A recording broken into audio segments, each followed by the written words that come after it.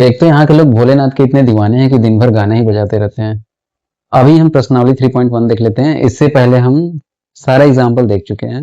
जो सारे एग्जाम्पल हम लोग देख चुके हैं, 6 एग्जाम्पल, वही इसमें काम आने वाला है। हम एक एक करके प्रश्नावली 3.1 के सभी क्वेश्चन देखेंगे, उसको फिर खुद से ट्राई करेंगे। ओके, पहला क्वेश्चन क्या बोल रहा है कि सिद्ध करें कि सी का एक ऐसा मान है जिसके लिए निकाय इसके अपरिमित रूप से अनेक हल होते हैं। इस मान को ज्ञात करें। इस मान को ज्ञात करें, इसका मतलब सी का मान ज्ञात करें। इसमें मेन कंडीशन क्या है कि अपरिमित रूप से अनेक हल होते हैं। देखो, अपरिमित रूप से अनेक हल होते हैं। जब अपरिमित रूप से अनेक हल होते हैं तो ये तीनों कंडीशन बराबर होता है। तो देखो सी का मान कैसे निकलेगा, a1/a2 बराबर b1/b2 कर लेना, एक समीकरण बन जाएगा। a1/a2 बराबर b1/b2 कर लेना, एक समीकरण बन जाएगा। जैसे c/12, 3/c ऐसे कर लेना तो एक समीकरण बन जाएगा। फिर b1/b2 बराबर c1/c2 कर लेना, d1/b2 बराबर c1/c2 कर लेना, ऐसे दूसरा समीकरण बन जाएगा। जब हम दोनों हल करेंगे तो हमें सी का मान आराम से निकल जाएगा। तो एग्जाम में भी ऐसे ही हम करेंगे। ये 4 नंबर में आता है क्वेश्चन। हम अगला सवाल देख लेते हैं।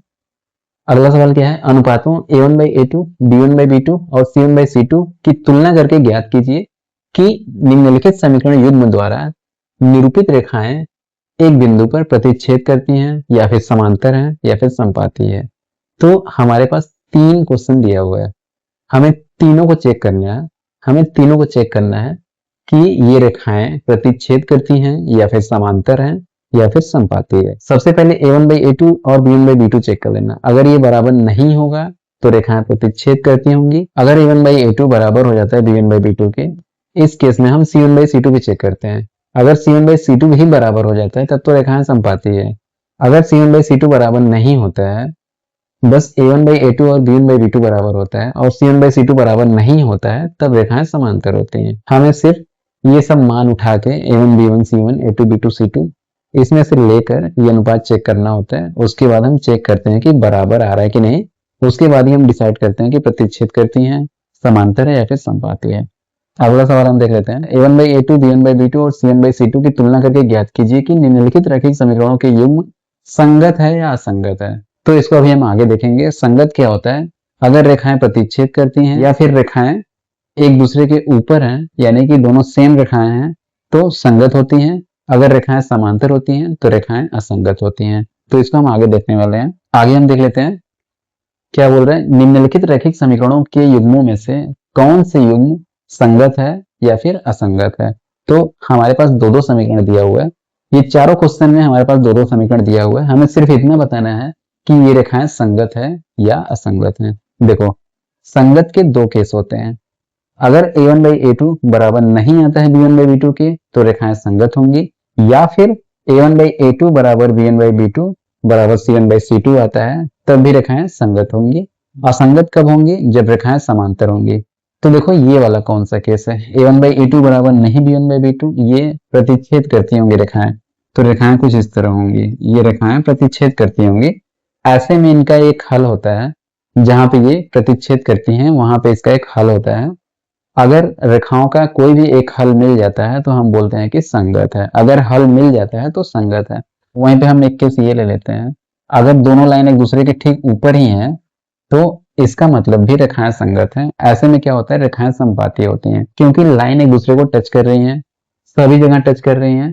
इसका किसी भी पॉइंट पे इसका हल मिल जाएगा। अगर लाइन एक दूसरे के ऊपर है तो रेखाएं समपाती होती हैं। ऐसे में अपरिमित रूप से अनेक हल होते हैं। अपरिमित रूप से अनेक हल होंगे या फिर सिर्फ एक हल होंगे तब रेखाएं संगत होंगी। अगर कोई हल नहीं होगा तो रेखाएं असंगत होंगी। असंगत सिर्फ एक ही केस में होगा, जब दोनों रेखाएं समांतर हो। जैसे एक रेखा ये है और दूसरा ये है, एक लाइन ये है दूसरा लाइन ये है, दोनों लाइन एक दूसरे के बिल्कुल समांतर हैं, पैरेलल हैं, तो वो कहीं भी टच नहीं करेंगी। अगर रेखाएं कहीं टच ही नहीं करेंगी तो उनका कोई हल नहीं होगा। अगर हल नहीं होगा तो रेखाएं असंगत होंगी। अगर रेखाएं प्रतिच्छेद कर रही तो भी संगत हैं। अगर अपरिमित रूप से अनेक हल हैं तब भी संगत है। सिर्फ रेखाएं समांतर हैं तो असंगत बोला जाएगा। अगला सवाल हम देख लेते हैं। एक आयताकार बाग जिसकी लंबाई चौड़ाई से 4 मीटर अधिक है। एक आयताकार बाग है जिसकी जो लंबाई है वो चौड़ाई से 4 मीटर अधिक है, यानी कि जो भी चौड़ाई है उससे 4 अधिक है लंबाई। इसका अर्ध परिमाप कितना है, 36 मीटर। अर्ध परिमाप है 36 मीटर। चारों भुजाओं को जब जोड़ते हैं तो उसको हम बोलते हैं परिमाप, लेकिन यहाँ बोल रहे हैं अर्ध परिमाप। इसका आधा, यानी कि सिर्फ ये वाला लंबाई और ये वाला चौड़ाई। हमें दो दो बार नहीं जोड़ना है, तो उसे हम बोलते हैं अर्ध परिमाप। तो लंबाई को हम a मानते हैं और चौड़ाई को b मानते हैं। तो क्वेश्चन के हिसाब से जो लंबाई है वो चौड़ाई से 4 मीटर अधिक है, तो हम चौड़ाई को x मान लेते हैं और लंबाई को x+4 मान लेते हैं, जो कि 4 अधिक है चौड़ाई से। अब क्या दिया हुआ है? अर्ध परिमाप। अर्ध परिमाप 36 मीटर दिया हुआ है, यानी कि a प्लस b, लंबाई प्लस चौड़ाई 36 मीटर हो जाएगा। ये लंबाई प्लस ये चौड़ाई 36 मीटर हो जाएगा। तो a की जगह पर क्या हो जाएगा? x+4, b की जगह पर क्या हो जाएगा? x। इसका मतलब x+4 प्लस x बराबर 36। तो यहाँ से हमें लंबाई और चौड़ाई निकाल के कमेंट करना। ओके, अगला सवाल हम देख लेते हैं। एक रैखिक समीकरण ये दिया हुआ है, दो चरों में एक ऐसी और रैखिक समीकरण लिखना है, रेखाएं प्रतिच्छेद करती हों, समांतर हों या फिर संपाती रेखाएं हों। तो हमें इस समीकरण को देखकर अपने हिसाब से, अपने मन से एक दूसरा समीकरण लिखना है। पहला ऐसा लिखना है कि प्रतिच्छेद करती हुई रेखाएं हों, दूसरा ऐसा लिखना है कि समांतर हों, तीसरा ऐसा लिखना है कि संपाती हों। ये वाला जो रिलेशन होता है a1/a2, b1/b2, c1/c2, इसको ध्यान में रखोगे तो ये सवाल काफी आसानी से बन जाएगा। ओके, हम अगला सवाल देख लेते हैं।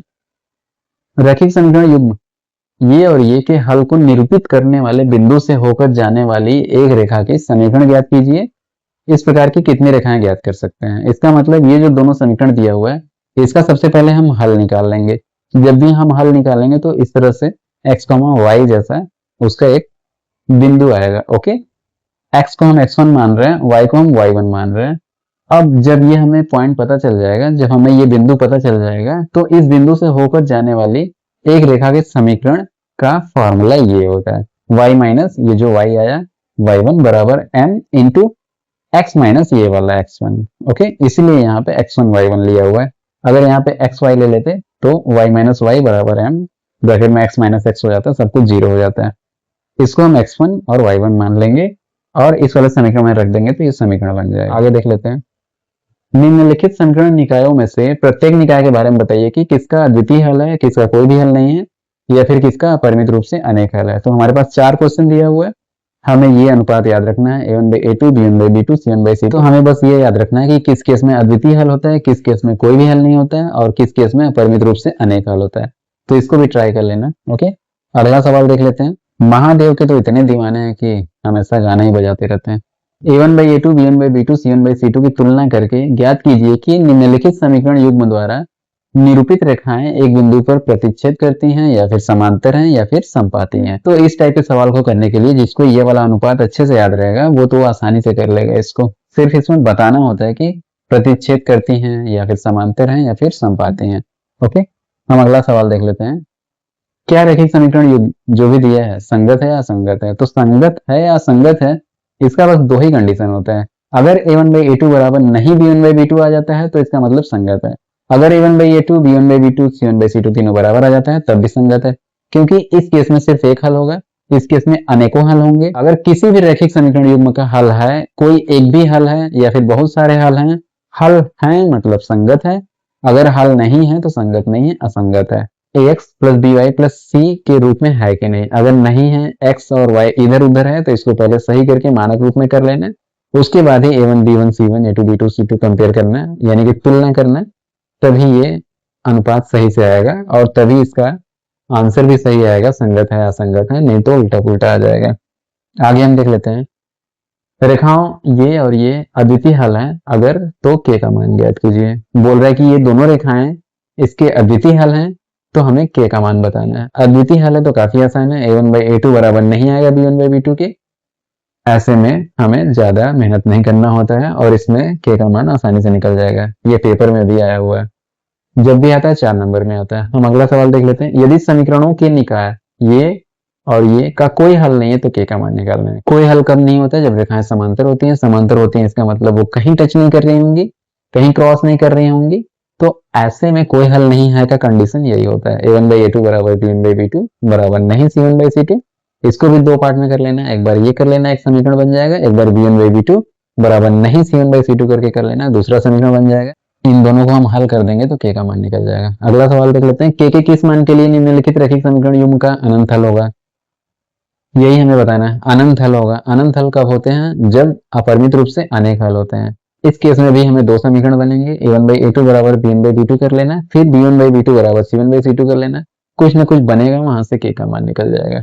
ओके, आगे हम देख लेते हैं p के किस मान के लिए निम्नलिखित रैखिक समीकरण युग्म समांतर रेखाओं को निरूपित करेगा। तो समांतर रेखाओं का मतलब क्या है, इसका यही कंडीशन होता है कि a1/a2 बराबर b1/b2, लेकिन c1/c2 बराबर नहीं होता है। इस वाले केस को सॉल्व करने का एक ही तरीका है। पहला कंडीशन है कि a1/a2 बराबर b1/b2, तो इससे जो भी बनेगा, जो भी p का मान निकलेगा, हो सकता है 2 मान निकले, तो एक बार कंसीडर कर लेना कि p का मान ये हो सकता है। लेकिन ध्यान देना कि दूसरा कंडीशन क्या है कि बराबर नहीं वाला है, b1/b2 बराबर नहीं c1/c2। इससे जो भी p का मान निकलेगा बराबर नहीं निकलेगा। तो जो भी बराबर वाला मान होगा p का, जो बराबर नहीं वाला मान होगा p का, उसमें तुम डिसाइड कर लेना कि कौन सा हमें बराबर रखना है और कौन सा हटाना है, तो एग्जैक्ट p का मान निकल जाएगा। एग्जाम में ऐसा ही करते हैं। आगे हम देख लेते हैं, दिन भर तो गाना ही बजाते रहते हैं। निम्नलिखित रैखिक समीकरणों के युग्मों में से किसका एक अद्वितीय हल है, किसका कोई हल नहीं है और किसका अपरिमित रूप से अनेक हल है। अद्वितीय हल की स्थिति में उसे हम वज्र गुणन विधि से हल करेंगे। तो ये बोल रहा है। ओके, तो इसमें कितने क्वेश्चन है, 4 क्वेश्चन है। तो सबसे पहले चेक कर लेना किसका अद्वितीय हल है, किसका कोई हल नहीं है, किसका अपरिमित रूप से अनेक हल है। तो अगर अद्वितीय हल आता है, इसका मतलब a1/a2 बराबर नहीं आता है b1/b2 के, तो उस केस में अद्वितीय हल होगा।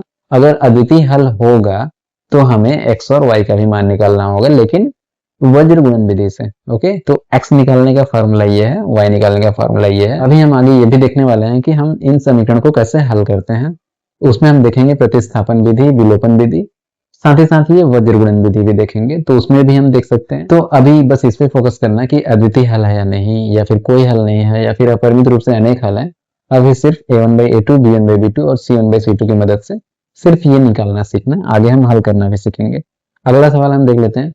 16वां में पहला है, दूसरा है। पहला क्या बोल रहा है, ए और बी के किन मानों के लिए निम्नलिखित रैखिक समीकरणों के युग्म के अपरिमित रूप से अनेक हल होंगे। तो हमें ए और बी का मान निकालना है। अपरिमित रूप से अनेक हल होंगे, पहला वाले में बोल रहा है, इसका मतलब a1/a2 बराबर b1/b2 बराबर c1/c2 आ रहा होगा। तो इसको करके ए और बी का मान निकाल लेना। दूसरे में क्या बोल रहा है, के किस मान के लिए निम्नलिखित रैखिक समीकरणों के युग्म का कोई हल नहीं है। कोई हल नहीं है कब होता है, जब रेखाएं समांतर होती हैं।